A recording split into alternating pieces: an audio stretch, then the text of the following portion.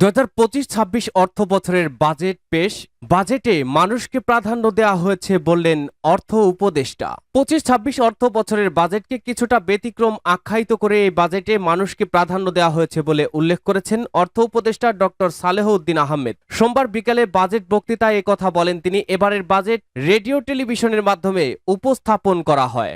অর্থ উপদেষ্টা বলেন, আমাদের এবারের বাজেট কিছুটা ব্যতিক্রমধর্মী। দেশের ইতিহাসে প্রথমবারের মতো আমরা বিগত বাজেটের চেয়ে ছোট আকারের বাজেট আগামী অর্থ বছরের জন্য প্রস্তাব করছি। প্রবৃদ্ধি কেন্দ্রিক ধারণা থেকে সরে এসে আমরা চেষ্টা করেছি সামগ্রিক উন্নয়নের ধারণা জোর দিতে। তাই প্রথাগত ভৌত অবকাঠামো তৈরির খতিয়ান তুলে ধরার পরিবর্তে আমরা এবারের বাজেটে প্রাধান্য দিয়েছি মানুষকে। তিনি বলেন, মৌলিক অধিকারের নিশ্চয়তা, সুন্দরভাবে বেঁচে থাকার জন্য প্রয়োজনীয় ব্যবস্থা, জীবিকার নিরাপত্তা এবং বৈষম্যহীন পরিবেশ, এই অত্যাবশ্যক উপাদানগুলো ছাড়া যে কোনো রাষ্ট্র অকার্যকর হয়ে পড়ে, দুর্বল হয় সমাজের ভিত। এবারের বাজেটে তাই শিক্ষা, স্বাস্থ্য, সুশাসন, নাগরিক সুবিধা, কর্মসংস্থান ইত্যাদি বিষয়ের ওপর বিশেষ জোর দেওয়া হয়। পাশাপাশি চতুর্থ শিল্প বিপ্লব, স্বল্পোন্নত দেশ হতে উত্তরণ এবং জলবায়ু পরিবর্তনের ফলে ক্রমাগত যে সকল সুযোগ সৃষ্টি হচ্ছে তার সুবিধাভোগ এবং যে সকল চ্যালেঞ্জ তৈরি হচ্ছে তা মোকাবেলা করে টেকসই উন্নয়ন নিশ্চিত করার দিকেও মনোযোগ দেওয়া হয়েছে।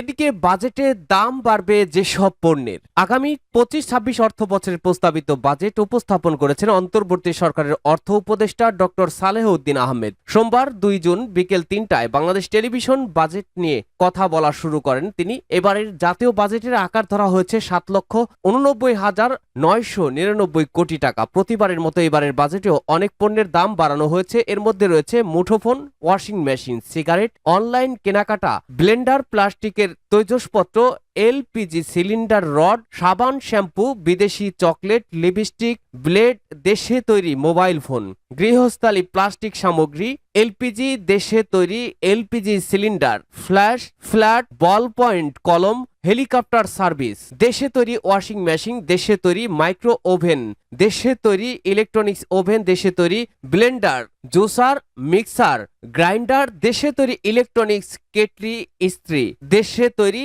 Rice cooker, pressure cooker, blade, দেশে তৈরি লিফট, দেশে তৈরি 4 স্ট্রোক 3 হুইলার যান, ওটিটি কন্টেন্ট, বাণিজ্যিক ভবন, commercial space, self copy paper, duplex board, coated paper, সুতা, manmade fibre, screw, nut bolt, surgical kits, ship scraps goods, cement sheet, credit rating service, 3 wheeler battery, set up box ইত্যাদি।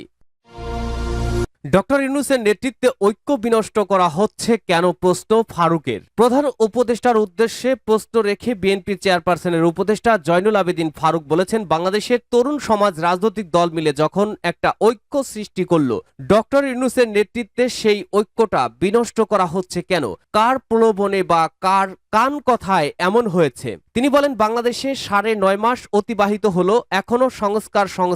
শাহাবুদ্দিন নির্বাচন commission সংস্কার করে আইন শৃঙ্খলা পুনর্গঠন করে নির্বাচন দিয়ে দিয়েছিলেন। আজকে আপনিও পারবেন। শুধু নির্বাচন কমিশনটা হওয়ার পরে সকল দলকে নিয়ে যারা রাস্তায় ছিল, যারা গণ আন্দোলনের জন্য লড়াই করেছে, যারা গণতন্ত্রের কথা বলেছে, ফ্যাসিস্টের বিরুদ্ধে কথা বলেছে, তাদেরকে নিয়ে আপনি একটি নির্বাচন দিয়ে দিতে পারেন। প্রধান উপদেষ্টাকে উদ্দেশ্য করে তিনি বলেন, আপনার মতো একজন গুণীজন সচেতন ব্যক্তিকে বাংলাদেশে এমন একটি জায়গায় বসিয়েছে যে ব্যক্তিটির 3 মাসের মধ্যে একটি নির্বাচন করার যোগ্যতা ছিল।